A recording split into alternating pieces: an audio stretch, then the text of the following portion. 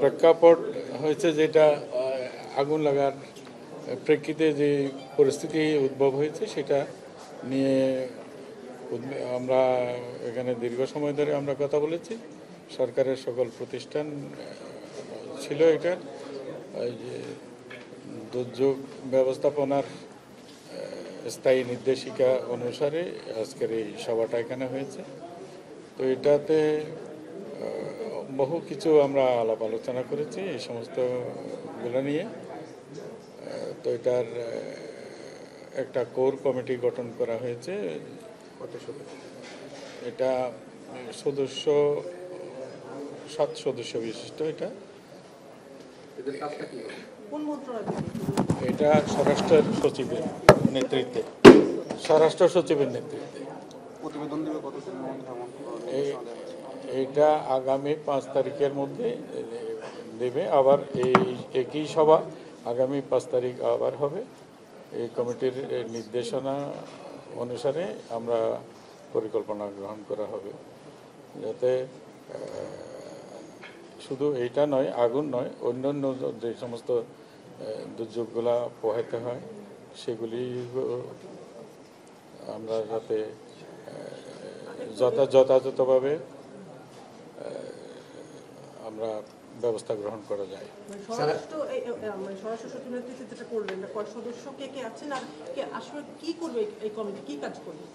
এই কমিটি সার্বিক পরিস্থিতি পর্যবেক্ষণ করে একটা রিপোর্ট দেবে।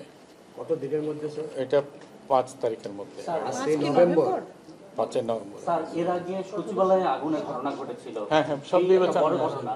সেখানে তদন্ত কমিটি তদন্ত করেছে, আপনারা সেখান থেকে কি পেয়েছেন, তারপরে কি পদক্ষেপ নিয়েছিলেন জাতীয় গুরুত্বপূর্ণ স্থাপনাগুলো রক্ষায়? এই বিষয়টাও আজকে এখানে উল্লেখ হয়েছে। সেখানে কিছু কিছু কাজ হয়েছে, কিছু কিছু কাজ হয়নি। কেন হয়নি সেটারও জবাবদিহি চাওয়া হয়েছে তাদের কাছ থেকে। তো এরা সেটাও এবং অন্য আর বহু বিষয় আছে যে বিভিন্ন স্থাপনাগুলোতে এই ধরনের অগ্নি নির্বাপনের ব্যবস্থা আছে কিন্তু কার্যকর নাই, এমনি আছে কার্যকর নাই। সেগুলি কেন কার্যকর নাই সেটাও জানতে চাওয়া হচ্ছে সবার কাছ থেকে। এখানে কোনো নাশকতার বিষয় দেখছেন কিনা? এই অগ্নিকাণ্ডের ঘটনাগুলো আসলে একের পর এক ঘটনা ঘটছে। নাশকতা বা দেশি বিদেশি কোনো ষড়যন্ত্র আছে বলে মনে করেন? না, এটা না জানা পর্যন্ত, তদন্ত কমিটির রিপোর্ট না দেওয়া পর্যন্ত তো আমরা কিছু বলতে পারছি না। ঘটনায় গাফিলতি কার ছিল, মানে কাজে কাছে জানতে চেয়েছেন?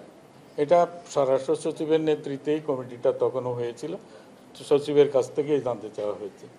তো অনেকগুলো আগুনের ঘটনা ঘটেছে, আপনারা বলছিলেন যে কমিটি পর্যালোচনা, এর আগের ঘটনাগুলো কি পর্যালোচনা করেছেন বা তার ভিত্তিতে কি পেয়েছে সরকার? এগুলি নিয়েই তো এতক্ষণ ধরে আমরা আলোচনা করলাম। আমাদের সক্ষমতা আর অক্ষমতা সবটা নিয়েই আমরা আলোচনা করেছি। বহু কিছু আছে যে এই ধরনের ঘটনাগুলো পরিপূর্ণভাবে তদন্ত করার মতো আমাদের কাছে যথার্থ টেকনিক্যাল নো হাউ নাই। তো এইগুলি সম্পর্কে আমাদের সীমাবদ্ধতাও আমরা পর্যালোচনা করেছি। আমরা আশা করছি যে আমরা একটা পরিচ্ছন্ন আমরা রিপোর্ট পাবো এদের কাছ থেকে 5 তারিখের মধ্যে। 5 তারিখে সবার পরে আপনাদেরকে জানাতে পারবো। সচিবালয়ের ঘটনায় কি কারোর বিরুদ্ধে ব্যবস্থা নেওয়ার সুপারিশ ছিল কিনা সেটা আমরা ওইটাও জানতে চাইছি। ওইটাও আমরা 5 তারিখের পরে আপনাদেরকে সুস্পষ্টভাবে জানাবো। আচ্ছা, এই ঘটনার প্রেক্ষাপটে বলা হয়েছে যে মানে অভিযোগ করা হচ্ছে যে ফায়ার সার্ভিস নির্ধারিত সময়ে যায়নি বা কাজ করেনি, এরকম একটা অভিযোগ অনেকেই বলছেন যারা ওখানে সিএনডি এজেন্ট সহ অনেকে ছিলেন। আবার ফায়ার সার্ভিসের পক্ষ থেকে একটু আগে একটা ব্রিফিং করা হয়েছে, সেখানে বলা হয়েছে ফায়ার সার্ভিস বলছে যে এখানে অগ্নি নির্বাপনের পরিপূর্ণ ব্যবস্থা ছিল না। ফায়ার সার্ভিসের পক্ষ থেকে বলা হয়েছে আন্তর্জাতিক মানের এই ধরনের একটা প্রতিষ্ঠানে পরিপূর্ণ ফায়ার হাইড্রেন্ট বা ব্যবস্থা থাকবে না, সেটা কেন? এখানে পরিপূর্ণ সবটাতে ছিল না তা না, ছিল, কিন্তু কিছু কিছু ঘাটতিও ছিল। আমার এখানে সিভিল এভিয়েশনের চেয়ারম্যান মহোদয় আছেন, এই ব্যাপারে উনি আরও ভালো করে আপনাদেরকে বলতে পারবেন। তো সেটা সিভিল এভিয়েশনের নিজস্ব ফায়ার সিস্টেম তো ছিল, ওখানে ইউনিট ছিল, তারাও কাজ করেছে, কিন্তু তাদের এটা পর্যাপ্ত ছিল না, হয় এই কারণে এটা সম্ভব হয়নি। আমরা সব কিছু তদন্ত করে জানতে চাচ্ছি যে কোথায় এটাকে আরও দ্রুত, আরও আগে কিভাবে আগুনকে নিয়ন্ত্রণ করা যেত কিংবা নিভানো যেত, সেটা নিয়েও আমরা চিন্তা করছি, ভাবছি। যাতে আমরা রিপোর্টটা পেলে আমরা বুঝতে পারবো।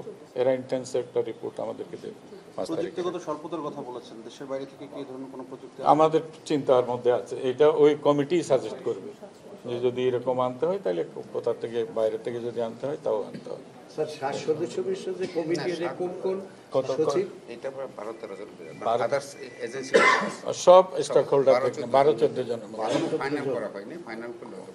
প্রাথমিকভাবে বলছিলেন স্যার, আপনাদের না, না। সক্ষমতা অক্ষমতা 12-14 বৈঠকে জন। আপনারা আলোচনা করেছেন সে বিষয়ে যে সচিবালয় থেকে শুরু করে এরপরে যে পরে আগুন লাগা ঘটনাগুলো, এগুলো কি সরকারের সক্ষমতার অভাব রয়েছে আপনারা মনে করছেন কি?